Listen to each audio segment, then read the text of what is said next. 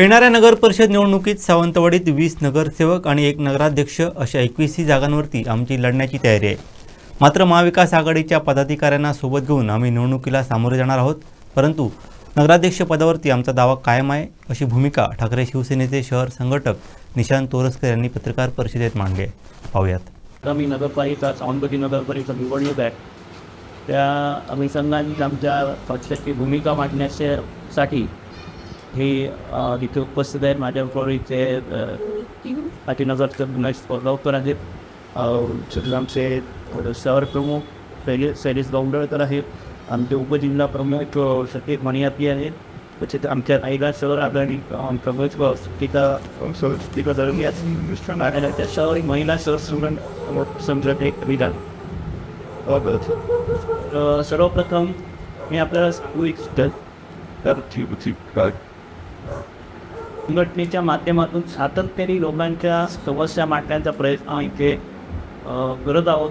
गेली कित्येक वर्ष आम्ही सत्तेच्या बाहेर राहून सुद्धा आम्ही सातत्याने मांडत आहोत आणि आम्ही विविध समस्यांवर आज आपण जर बघितलं तर आरोग्याची समस्या सावंतवाडी शहरात ती बिकट आहे।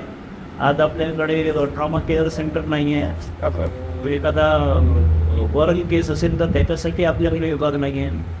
इमर्जन्सी कोणतीही केस आली तर त्याला बांबोईला रेफर केलं जातं आहे। त्याचप्रमाणे रोजगाराची अवस्थासुद्धा अतिशय बिकट आहे, रोजगाराचं साधन नाही आहे। आमचे माननीय आमदार आणि माझे पालकमंत्री म्हणतात जर्मनीला निघून घेऊन जातो, म्हणजे त्यांनी आपल्या आईवडिलांना तीर्थ कोडायची जर्मनीत जायचं, त्याच्यापेक्षा इथे स्थानिक पातळीवर तुम्ही रोजगार उपलब्ध करून दिला पाहिजे। त्या अनुषंगाने काही होत नाही आहे, त्याच्यामुळे रोजगार नसल्यामुळे अवैध धंद्यांकडे मुलं वळत आहेत। आज गल्ली गल्लीत सगळीकडे कोपऱ्यावर दारूचे वाटे बनलेले आहेत। आज तुम्ही बस स्टँडची अवस्था बघाल तर गेली मला वाटतं 10 वर्ष होऊन गेली जाऊन तुम्हाला माहिती आहे की काय अवस्था आहे बस स्टँडची, अजून पुरवत नाही आणि अजूनही 10 वर्ष होईल असं वाटत नाही। त्याच्यानंतर आपले ज्येष्ठ नागरिकांची सुद्धा अवस्था बिकट आहे। ज्येष्ठ नागरिकांना वाहतूक व्यवस्था पण नाही, ज्येष्ठ नागरिक जर असतील तर त्यांच्या आर्थिक परिस्थिती नसते, रिक्षाचं भाडं आज 100 रुपये झालं आहे, ते हॉस्पिटलला जायचं तर त्यांची व्यवस्था नाही आहे। आणि त्याच्यानंतर आज तुम्ही बघितलं असं ते जर पेपर काढून बघाल तर एक घरफोडी वाढली आहे, ज्येष्ठ नागरिकांच्या गळ्यातल्या चेरी काढून घेतल्या जात आहेत। या सगळ्या समस्या शहरात चालू आहेत। म्हणजे काय आहे तर सुरक्षा व्यवस्था आपली ढिली पडलेली आहे, CCTV कॅमेरेच काम करत नाही आहेत, रस्त्यांची तर फार दुरावस्था झालेली आहे। आत्ताच तुम्हाला उदाहरण द्यायचं तर जो प्रांत अधिकारी आपल्या शहराचं प्रशासन सांभाळत आहे आता गेली 4 वर्ष, त्यांच्या स्वतःच्या कार्यालयासमोरचं ऑफिस रस्ता तुम्ही जाऊन बघा त्याची काय अवस्था आहे। म्हणजे जे प्रशासन स्वतःच्या दारातला रस्ता नाही करू शकत तर ते काय इतर लोकांची सेवा करणार आहे। पाणी टंचाईचा विषय बघ, आता ह्या दिवसात पाणी टंचाई आहे, म्हणजे उन्हाळ्यात काय अवस्था होईल। आता आम्ही सातत्याने आवाज उठवत आहोत। कामगारांचे सफाई कामगार जे आपली सावंतवाडी स्वच्छ ठेवण्याचं काम करतात त्यांचे 60-65 लाख रुपये अडकलेले आहेत तिकडे गेल्या 4 वर्षात। म्हणजे माझ्या माहितीप्रमाणे 2021ला मागच्या ह्याची मुदत संपली आहे, 2021 पासून 2025 पर्यंत प्रशासन ज्या पद्धतीने म्हणजे कार्यभार चालवतं आहे त्याला काय अनागंदी कारभार चालवत आहे, कोणाला मेळ नाही आहे। त्याच्यामुळे असा कोणीतरी आणि बरं त्या आमदार आहेत, राज्यात सत्ता आणि त्यांनी याच्यावर लक्ष दिलं पाहिजे किंवा त्यांच्या इकडचे लोकप्रतिनिधी असतील, पुढारी असतील, त्यांनी याच्यावर लक्ष दिलं पाहिजे, त्यांच्यावर वचक ठेवलं पाहिजे, तसंही काही घडत नाही आहे। एकही आज स्मार्ट मीटरचा विषय आहेत ना, लोकांची लूट चालू आहे, पण एकही सत्तेतला पदाधिकारी, एकही सत्तेतला माणूस त्याच्या विरुद्ध एक ब्र तरी काढताना तुम्हाला दिसतोय का? आम्ही मात्र सातत्याने याच्यावर आवाज उठवण्याचं काम करतो आणि हे सर्व आमच्या सावंतवाडी शहरातली जनता जी आहे ते सुशिक्षित आणि सुज्ञ आहे, त्यांना सगळं कळते। आज जे सत्तेत पक्ष आहेत त्यांचं आज असं झालं की आम्ही पैशाच्या जीवावरच निवडून येणार या भ्रमात आहेत आणि या भ्रमाचा भोपळा आता फुटणार आहे। लोकही ओळखत आहेत, लोकांनाही कळतं आहे की पैसे घेऊन आमची मतं विकून आमची कोणतीही कामं होत नाही। त्याच्यामुळे हा जो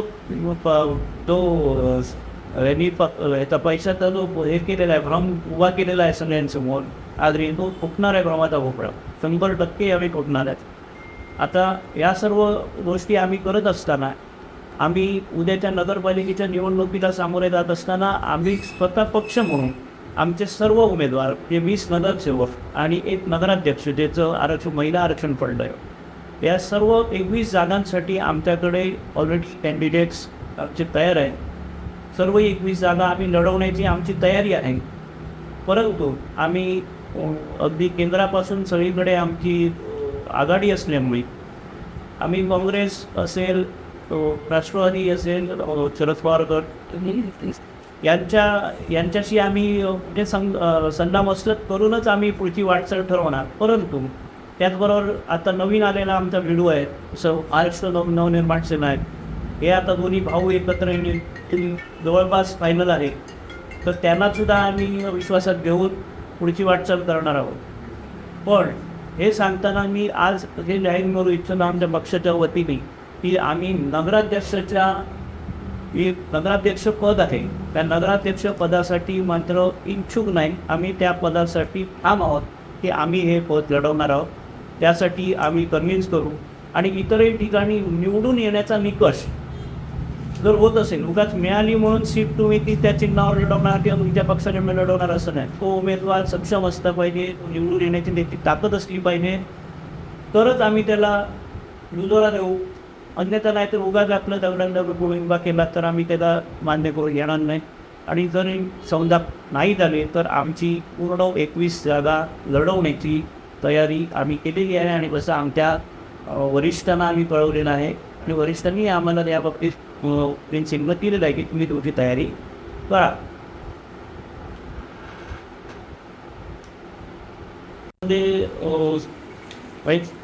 4-5 दावेदार आहेत, त्यातले काही नावं आम्ही उघड नाही करू शकतो. इथेच आमचे 2 दावेदार बसलेले आहेत काय, आणि अजून नाव आहेत काही आम्ही ओपन नाही करू शकत, कारण आमची काही पॉलिटिकल स्ट्रॅटेजी म्हणा, राजकीय ज्याप्रमाणे आम्ही ऐन वेळेला त्यात उघड करू, कारण समोर जे कोण कॅन्डिडेट येतात त्याच्यावरही आहे.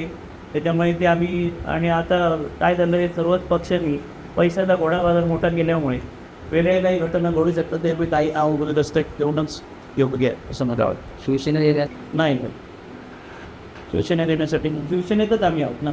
आमचं आम्ही हीच शिवसेना आहे तरी कुठच्या शिवसेना आम्ही जायचं त्यांना येण्यासाठी पण आहे इथे. मला वाटतं की नाही इकडे येण्यासाठी म्हणजे आता त्यांच्याकडेच आता चढावळ चालू झालेली आहे. आपसातच त्यांचे स्वतः भारतीय जनता पार्टीतच शहरात 4 ग्रुप आहेत.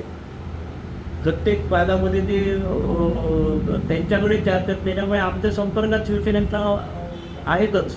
म्हणजे ते बघतायत की तिथे नाही मिळालं तर इकडे. पण आम्ही फार काही एंटरटेन करून नाही, अपवादात्मक एखाद्या ठिकाणी कुठेतरी वाटलंच आम्हाला, पक्षाला वाटलं की बाबा ती सीट बरोबरच जिनियन आले उमेदवार आणि बरोबरच त्याच्यावर अन्याय झाला आहे तिकडे, तरच आम्ही त्याला एक्सेप्ट करू.